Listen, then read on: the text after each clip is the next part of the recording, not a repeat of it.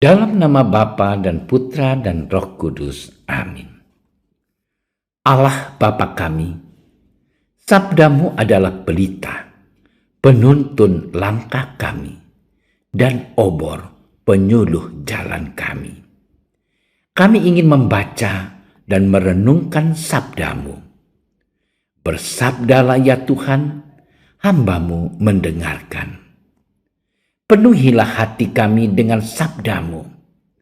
Sabdamu adalah kebenaran. Bersihkanlah pikiran kami dari keinginan yang menyesatkan.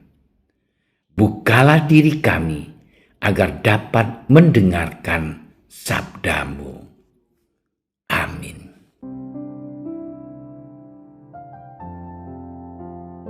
Setelah makam Yesus kedapatan kosong, maka Maria Magdalena berdiri dekat kubur itu dan menangis.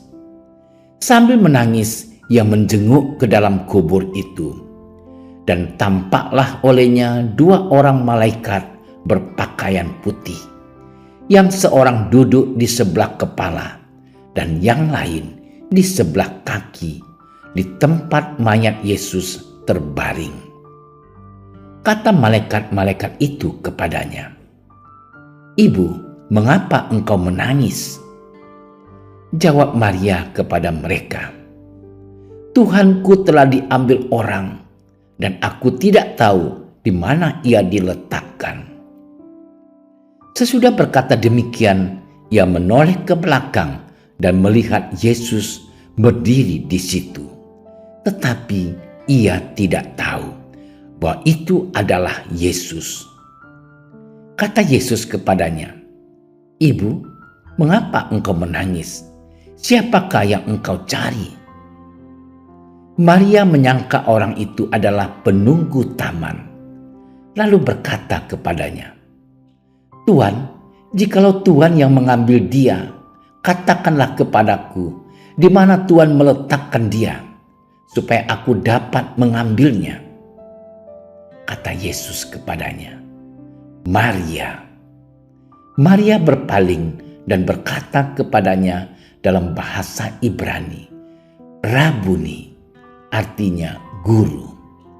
Kata Yesus kepadanya, "Janganlah engkau memegang aku, sebab aku belum pergi kepada Bapa. Tetapi pergilah kepada saudara-saudaraku dan katakanlah kepada mereka bahwa sekarang aku akan pergi kepada Bapakku dan Bapamu, kepada Allahku dan Allahmu." Maria Magdalena pergi dan berkata kepada murid-murid, "Aku telah melihat Tuhan," dan juga bahwa Dia yang mengatakan hal-hal itu kepadanya. Demikianlah sabda Tuhan.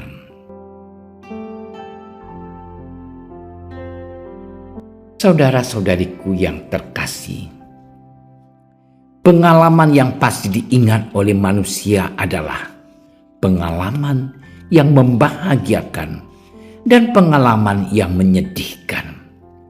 Pengalaman bahagia dapat berupa pengalaman selamat dari bahaya, pengalaman melahirkan, pengalaman menikah, dan lain sebagainya. Sebaliknya, pengalaman menyedihkan dapat berupa pengalaman kecelakaan, penderitaan, pengalaman putus cinta, pengalaman kehilangan anggota, dan lain sebagainya. Pengalaman-pengalaman ini dapat membuat kita senang, senyum, tertawa, bangga. Ada pula yang membuat kita meneteskan air mata, sedih, putus asa, galau, dan sebagainya. Namun yang menarik, mengapa manusia membutuhkan banyak waktu untuk dapat menerima peristiwa-peristiwa menyedihkan? Mengapa kita membutuhkan waktu yang lama untuk mampu melihat hikmat di balik peristiwa itu? Saudara-saudariku yang terkasih, dalam Injil hari ini kita melihat pengalaman menyedihkan yang mendalam dari Magdalena. Ia datang ke kubur Yesus untuk meratapi kesedihan karena kehilangan Yesus yang mati di kayu salib. Kehilangan yang dialami Maria Magdalena semakin dalam karena ia menemukan makam Yesus kosong. Magdalena malah berjumpa dengan dua malaikat yang berpakaian putih dan akhirnya berjumpa dengan sosok Yesus yang telah bangkit. Setelah bercakap-cakap dengan Yesus, Yesus meminta Maria Magdalena untuk tidak berhenti kepada kesedihan, tetapi menjadi saksi untuk mengabarkan sukacita kebangkitan. Saudara-saudariku yang terkasih, sebagai seorang Kristiani, pengalaman Maria Magdalena mengajak kita untuk tidak berlarut-larut dalam pengalaman yang menyedihkan kita. Maksudnya, kita tidak boleh bersedih sepanjang hidup kita, baik pun itu pengalaman yang paling menyedihkan. Sebagai pengikut Kristus, kita harus mampu bangkit dan mampu mengambil keputusan untuk mengambil hikmah dari pengalaman yang menyedihkan itu. Kita mesti menemukan peran yang dikehendaki Tuhan dalam pengalaman hidup kita, baik pengalaman yang menyenangkan maupun pengalaman yang menyedihkan. Dengan demikian, saudara-saudariku yang terkasih, kita juga akan mampu membantu orang lain yang mengalami pengalaman yang sama dengan kita, sebagai wujud untuk mewartakan kabar gembira kebangkitan Yesus. Saudara-saudariku yang terkasih, semoga lewat permenungan ini kita semakin dewasa dalam menyikapi pengalaman-pengalaman hidup kita, terutama dalam pengalaman yang tidak mengenakan, pengalaman yang menyedihkan. Kita mampu menemukan bahwa Tuhan berperan aktif dalam segala pengalaman yang kita alami, baik pengalaman membahagiakan maupun pengalaman yang menyedihkan. Tuhan memberkati kita. Ya Yesus, Engkau menghendaki agar kami melanjutkan tugas kami sebagai rasul-rasul-Mu di dunia ini. Bantulah kami, agar kami mampu menemukan Engkau dalam segala pengalaman hidup kami, dalam suka dan duka.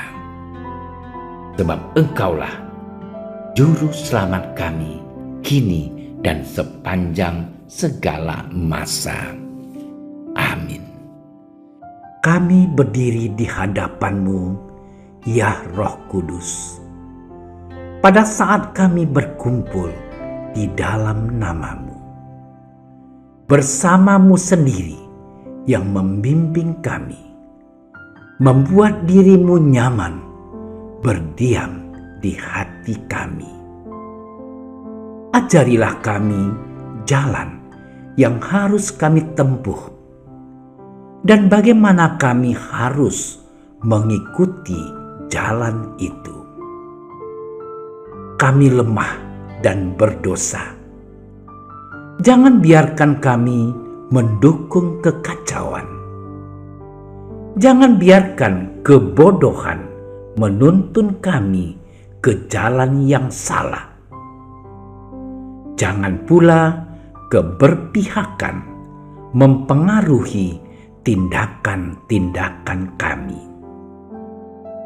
Kiranya kami menemukan di dalam Engkau kesatuan kami, agar kami boleh berjalan bersama menuju kehidupan abadi dan tidak menyimpang dari jalan kebenaran dan apa yang benar.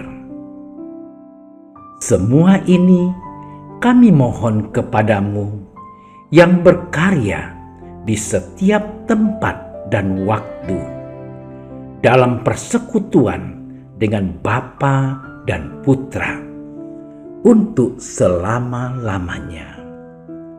Amin. Bapa kami yang ada di surga, dimuliakanlah nama-Mu. Datanglah kerajaan-Mu. Jadilah kehendak-Mu di atas bumi seperti di dalam surga. Berilah kami rezeki pada hari ini, dan ampunilah kesalahan kami, seperti kami pun mengampuni yang bersalah kepada kami. Dan janganlah masukkan kami ke dalam percobaan, tetapi bebaskanlah kami dari yang jahat. Amin. Salam Maria, penuh rahmat, Tuhan sertamu. Terpujilah engkau di antara wanita, dan terpujilah buah tubuhmu Yesus. Santa Maria, Bunda Allah, doakanlah kami yang berdosa ini, sekarang dan waktu kami mati. Amin. Kemuliaan kepada Bapa dan Putra dan Roh Kudus, seperti pada permulaan, sekarang, selalu, dan sepanjang segala masa. Amin. Dalam nama Bapa dan Putra dan Roh Kudus. Amin. Terima kasih sudah menyaksikan renungan hari ini. Jangan lupa like, subscribe, dan aktifkan tombol loncengnya agar Anda yang pertama mendapatkan notifikasi updatean renungan harian dari Komsos Keuskupan Padang. Dan bagikan ke sosial media agar saudara-saudara kita dapat mendengarkan dan merenungkan firman Tuhan.